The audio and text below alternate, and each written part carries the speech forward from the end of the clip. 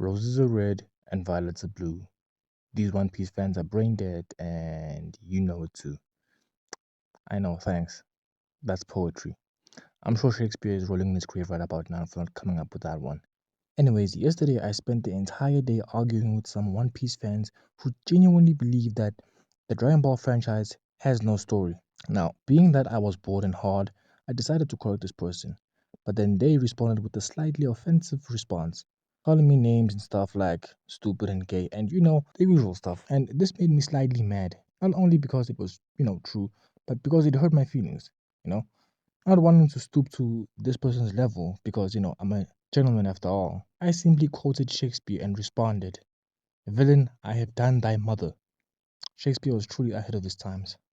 Anyway, surprisingly, the other person must have known Shakespeare as well, because they responded in kind. Not one to be outdone, I went on a journey to find one of the best insults across the world.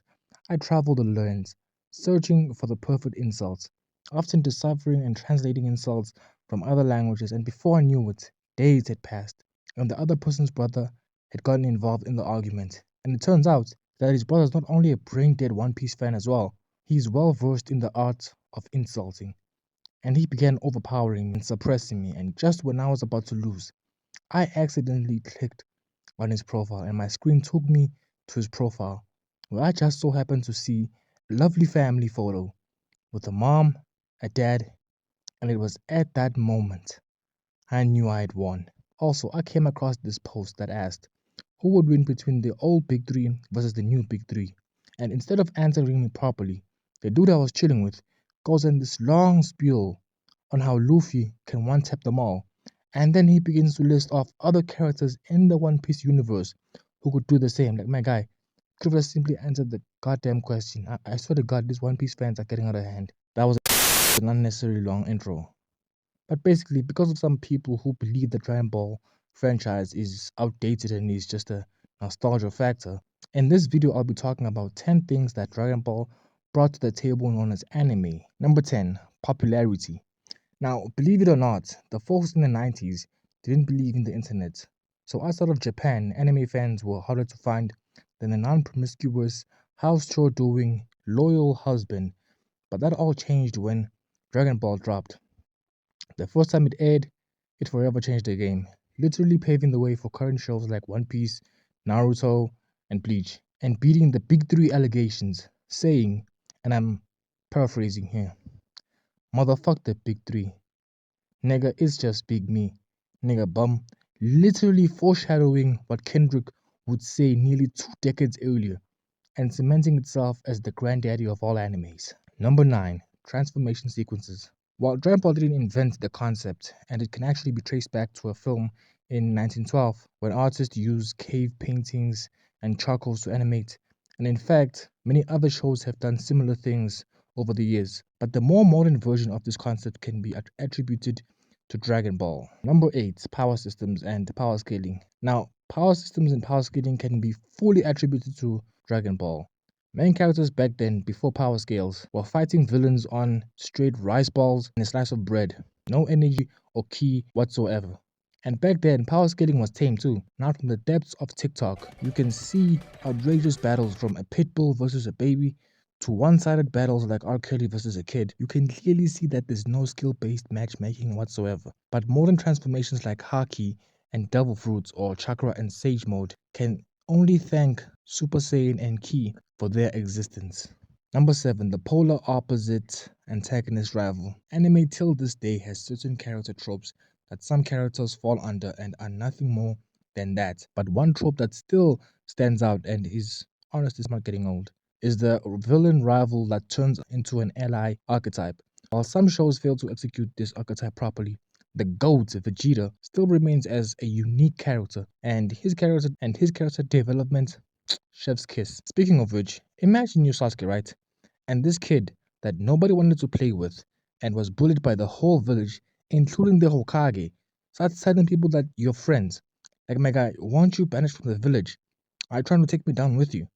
And even after you beat the crap out of him and try to pack him up every time you meet, he still considers you a friend. Like, at this point, I feel bad for Sasuke. I know Dragon Ball doesn't have much fight choreography, and it isn't something to write home about. But it's because you people have slow eyes. I mean, just look at this.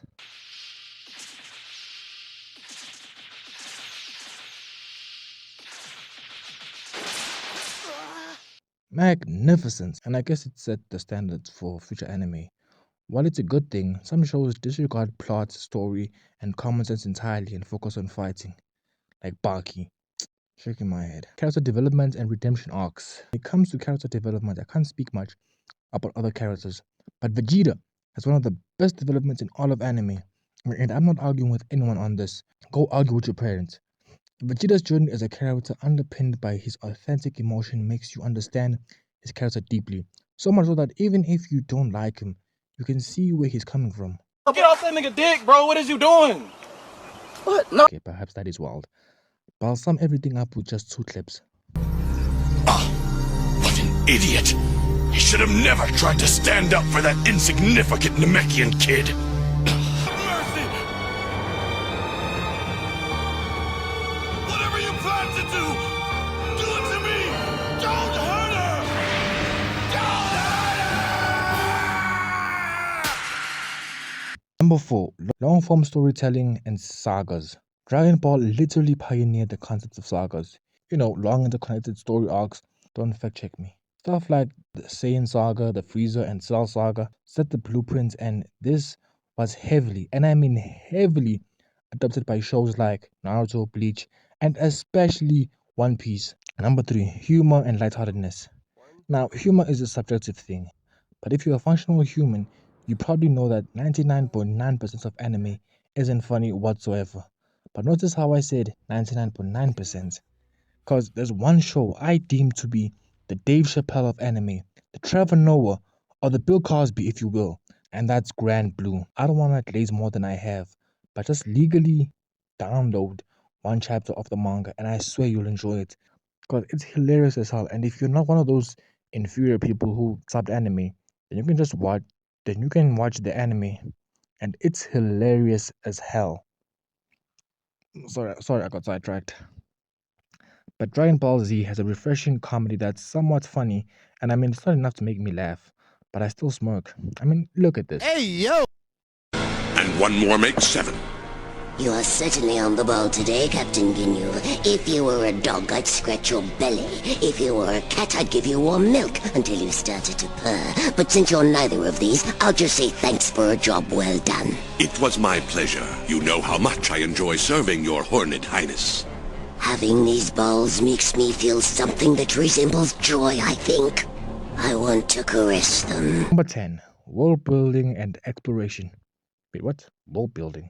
I mean, there are multiple locations and planets and even universes or multiverses, but for the life of me, I can't name you even a single city in Dragon Ball. But hey, that's just 10 things DPZ has brought to the table, and the moral of this video, never ever trust a fart, because they can be very deceptive. Anyway, that's all. That's all, folks. Folks. Is he allowed to say that? Am I allowed to say Legally? that? Legally?